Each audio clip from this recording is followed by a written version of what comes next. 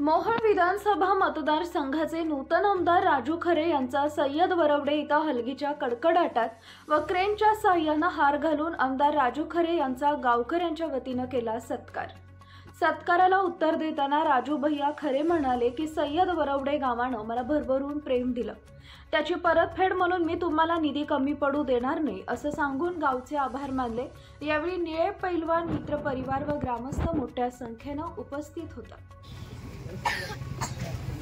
सय्यद वरवडे नगरीमध्ये नितीन बापू सर्व कार्यकर्ते याने हा भव्य आणि दिव्य असा माझ्या वजनाचा सत्कार, माझ्या वजनाचा सत्कार, माझं जेवढं वजन आहे तेवढं फुलं आणले तर माझ्या वजनावर बी दादा टीका झाली, माझ्या जातीवर बी टीका झाली। हा, या व्यासपीठावर उपस्थित असणारे माझे जीवाभावाचे मित्र उभयदादा पाटील, चरणराज चवडे, रमेशजी बारसकर, आमचा राहुल सौदागर भाऊ आणि अण्णा, उपस्थित सर्व आमचे वकील साहेब। नितीन माझ्या मित्राचा बादशाह असल्यामुळं त्याला जास्त पाय लावलो तुम्ही, त्याची आई माझ्या नावाची आणि म्हणून दादा आपण म्हणाला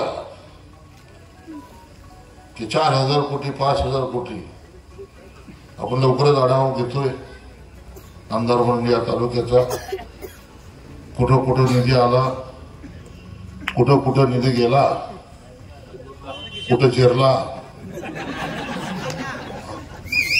रस्त्याचे रस्ते खाल्ले, बापाची जागिरे असं समजून मुरुम उचलायचं काम चालू आहे।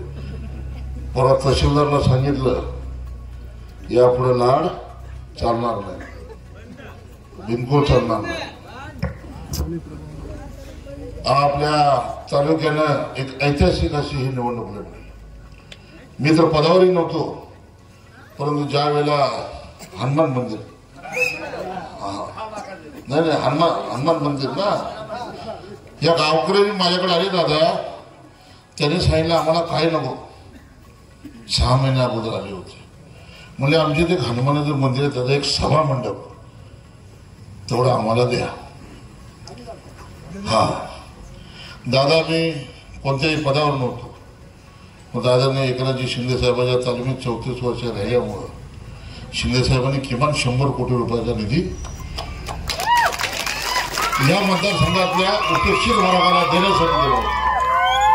पदावर नसतानाही त्यांचे 3,500-4 हजार, इलेक्शनच्या अगोदर 2700, पुन्हा 3,500, पुन्हा 4,000, जसे जसे तुमच्या सभा वाढत गेल्या त्याचे आकडे त्यांचे वाढत गेले।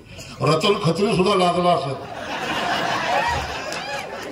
निवडणूक डिक्लेअर व्हायच्या अगोदर 2700 कोटी रुपये आणले होते आणि प्रचारामध्ये 4,500 कोटी आणले। इथे रतन खत्रीला सुद्धा लाज वाटली असेल, काय खरा मटका आंबेडकरच्या हातात द्यायला पाहिजे असं आहे ना। हा, इतकी लवाड माणसं दादा तळमळीने बोलले आणि पाटलानेच पाटलाबद्दल बोललं पाहिजे म्हणून प्रचारात सगळ्यात जास्त सभा तुम्हाला द्यायला लावले। मी 8 का 10 सभेला उपस्थित होतो, पण मी फिरत होतो, चरणराज, मी बारसकर, त्यांचे सगळ्यांनी या तालुक्याला स्वतंत्र मिळवून देण्यासाठी 20 नोव्हेंबरला मतदान झालं। या तालुक्यातली दादागिरी, दडपशाही, तानाशाही आणि झुंडशाहीच्या विरोधामध्ये या मोहोळच्या जनतेने मतदान केलं। मोहोळ शहरामधल्या, मोहोळ तालुक्यामधल्या आमच्या आया बहिणी सुद्धा सुरक्षित नव्हत्या। इतके जुलमी पद्धतीचे अत्याचार या तालुक्यामध्ये घडले आपल्याला माहिती आहे। मी जास्त खोलात जाणार नाही, पण दादा 2 मुलीचा बाप म्हणून मला ही निवडणूक लढवत असताना ज्या पद्धतीच्या